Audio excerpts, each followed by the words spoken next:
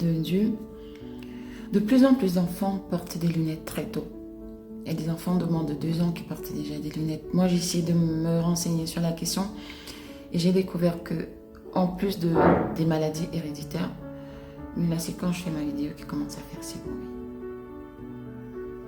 En plus des maladies héréditaires, il y avait l'exposition aux écrans. Alors, mon binôme et moi, on avait décidé qu'on allait limiter l'exposition aux écrans pour nos enfants. Sauf que les hommes, en fait, en matière d'éducation, en matière de garde d'enfants, je ne généralise pas, parce que j'ai aussi vu des mamans qui prennent des téléphones, donnent à leurs enfants parce qu'elles veulent la paix, elles veulent la tranquillité. Mais quand je dis les hommes, c'est que, observez un peu dans la maison. Les hommes, quand les enfants commencent à courir partout, un enfant a beaucoup d'énergie, il a besoin de toucher à tout, de la dépenser, de découvrir, ils sont curieux. Et les hommes ne supportent pas ça. Ils ont vraiment besoin d'avoir leur coin tranquille. Et parfois même on dit que les hommes ne supportent pas les femmes agitées, les femmes belliqueuses. Peut-être que c'est vraiment la nature des hommes. Je ne dis pas qu'ils sont irresponsables. Je ne dis pas qu'ils n'éduquent pas bien leurs enfants. Il faut bien que les choses soient bien claires. Alors moi, mon binôme, et même j'ai constaté autour de moi, mes frères, mon beau-frère et d'autres hommes, que les hommes, quand il s'agit de garder les enfants, ils cherchent les solutions faciles. Donc ça va être quoi? Les écrans. Il allume la télé et puis les enfants se gavent de télévision. Or, moi c'est quelque chose que je ne supporte pas. Je pense qu'on peut très bien occuper les enfants loin des écrans. Il y a des jeux, il y a des livres, il y a beaucoup de choses qui peuvent occuper les enfants. Quand on a des enfants, il faut prendre le temps de les éduquer, il faut prendre le temps de les accompagner. Il faut parfois prendre 1 heure pour avoir un temps de qualité avec les enfants. Or, de nombreux parents choisissent la facilité. Allez, hop, on a déjà donné l'ordinateur. Hop, on a déjà donné la tablette. Hop, on a déjà donné l'écran. C'est la télé. Les conséquences, c'est qu'on ne sait pas ce que nos enfants regardent, on ne sait pas ce que nos enfants entendent. Et surtout, ça a des conséquences sur leur santé oculaire.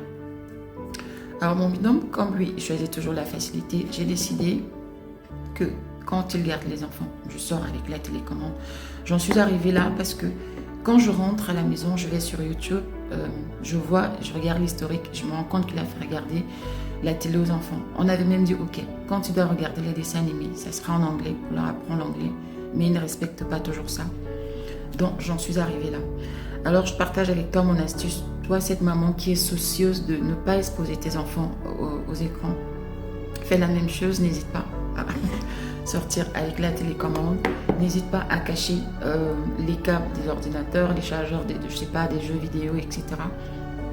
C'est pour leur bien, c'est pour ton bien, parce qu'on sait tous aujourd'hui que même les programmes qui sont censés être, les programmes qui sont destinés aux enfants, on sait déjà tous qu'ils infiltrent des choses qui ne correspondent pas aux âges de nos enfants.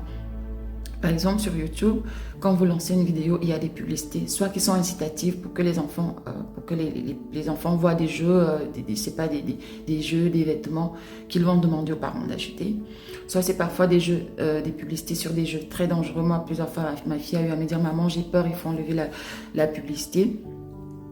Même encore, c'est des choses pas très catholiques, je vais pas les dire ici, qu'on infiltre déjà même dans les programmes de nos enfants.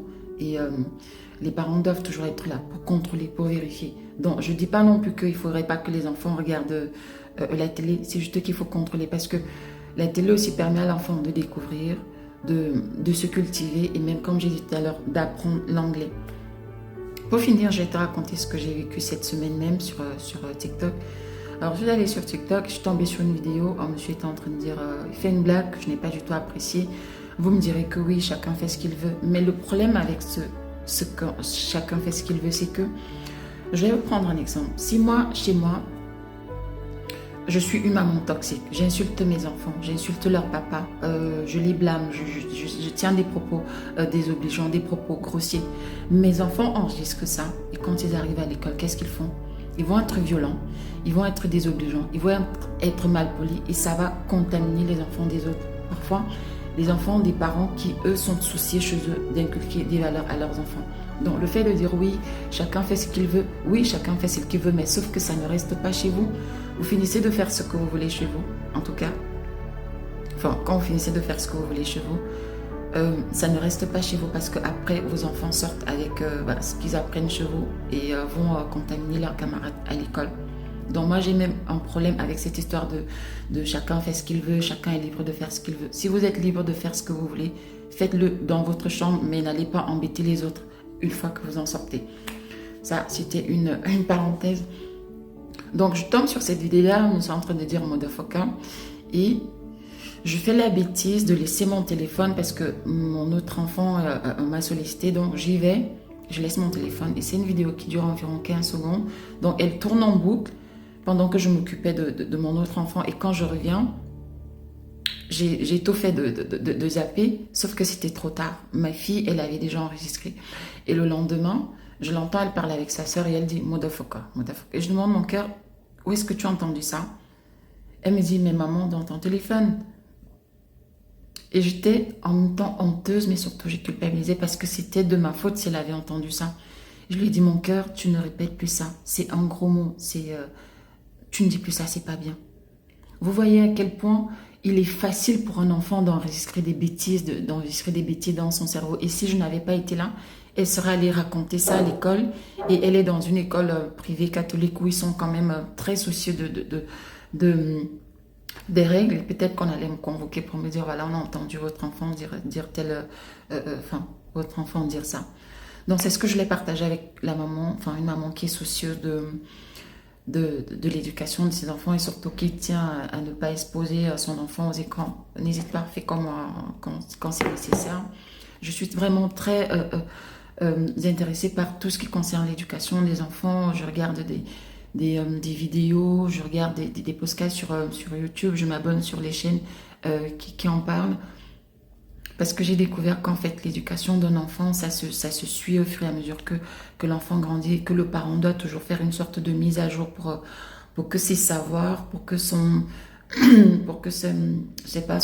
connaissances s'adaptent à l'évolution de son enfant. C'est ce que je voulais partager avec vous aujourd'hui. Un salarié qui m'appelle. Je vais me dépêcher. Donc, c'est ce que je voulais partager avec vous aujourd'hui. Que le Seigneur vous bénisse, que le Seigneur vous bénisse et à très prochainement pour une nouvelle vidéo. Tchuss.